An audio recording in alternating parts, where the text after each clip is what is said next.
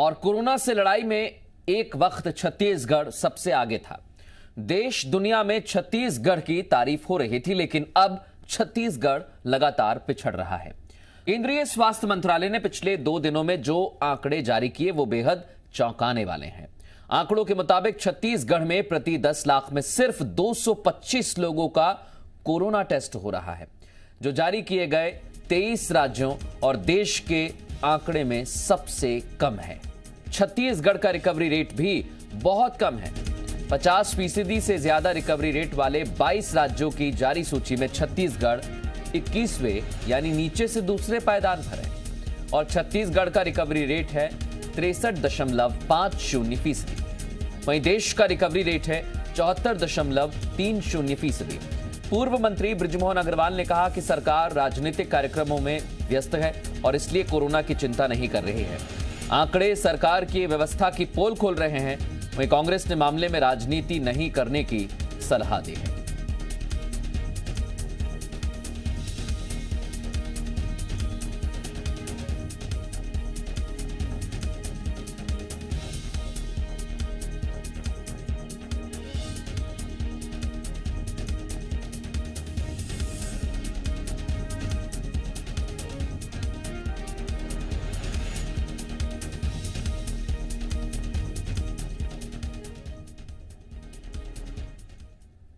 इस पर सरकार को तुरंत और सचेत होना चाहिए, सरकार को ध्यान देना चाहिए। अब ये उत्सव धर्मिता जो है उसको बंद करना चाहिए और सरकार को कोरोना के संक्रमण से निपटने के लिए तुरंत पूरे युद्ध स्तर पर कार्रवाई करनी चाहिए। देश में जो सुविधाएं उपलब्ध हैं उसी प्रकार से सुविधाएं छत्तीसगढ़ में भी उपलब्ध हैं। छत्तीसगढ़ तो देश के अन्य राज्यों की अपेक्षा कम सुविधा संपन्न राज्य है। उसके बावजूद भी हमारी सरकार अपने लोगों को कोरोना से बचाने के लिए हर संभव प्रयास कर रही है, बेहतर से बेहतर इलाज दे रही है और अधिक से अधिक टेस्टिंग सुविधाएं उपलब्ध करवा रही है। और सीधे रुख करेंगे हमारे सहयोगी सत्यप्रकाश इस समय हमारे साथ लाइव जुड़ गए हैं। सत्यप्रकाश, एक वक्त छत्तीसगढ़ में किस तरह से काम हो रहा था ये हम सबने देखा, लेकिन लगातार छत्तीसगढ़ पिछड़ता जा रहा है। इसके क्या कारण लगते हैं आपको? क्योंकि अभी तक देखें तो टेस्टिंग भी कम हो रही है, रिकवरी रेट भी कम है।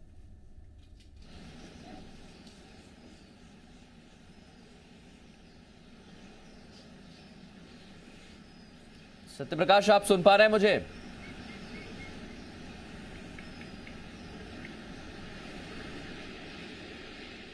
सत्यप्रकाश, आपको मेरी आवाज मिल रही है? बिल्कुल। देखिए, सबसे पहली वजह तो ये दिखाई दे रही है, जिस तरह से रिकवरी रेट कम है या जिस तरह से टेस्टिंग कम हो रहा है, तो बिल्कुल मृदुल अपना प्रश्न दोहराएं। बिल्कुल सत्यप्रकाश, ये जो तस्वीर नजर आ रही है इसके पीछे क्या आपको लगते हैं कारण? क्योंकि स्वास्थ्य विभाग जो है लगातार कोशिश कर रहा है, लेकिन कहां कमियां रह रही हैं?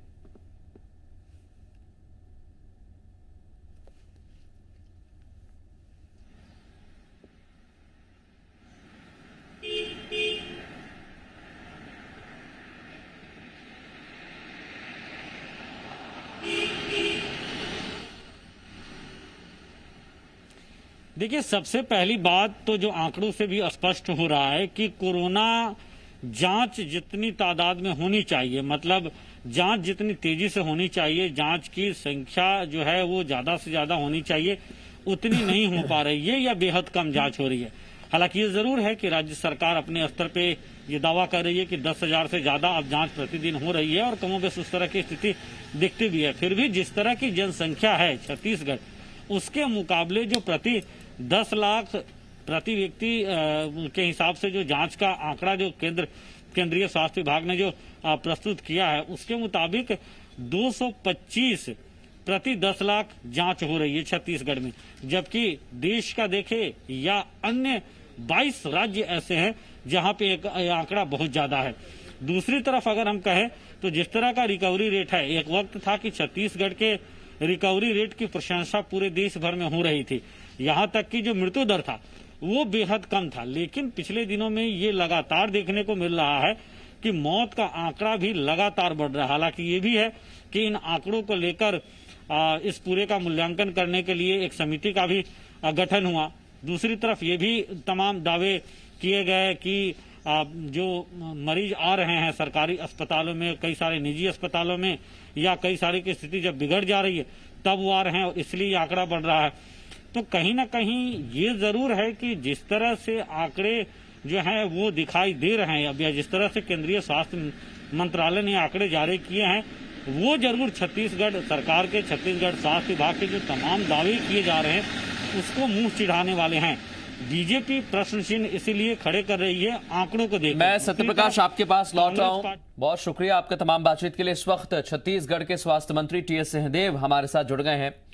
टीएस सिंहदेव साहब, आज जो आंकड़े जारी हुए उसमें छत्तीसगढ़ सबसे फिसड्डी बताया गया, टेस्टिंग के मामले में भी और रिकवरी रेट के मामले में भी। लेकिन एक वक्त था जब हम अच्छे से काम कर रहे थे। सर, क्या लगता है कहां कमियां या खामियां हैं? कमियां टेस्टिंग में है, निश्चित रूप से कमियां हैं। जो लक्ष्य हमको प्राप्त करके चलना है उससे हम अभी पीछे हैं।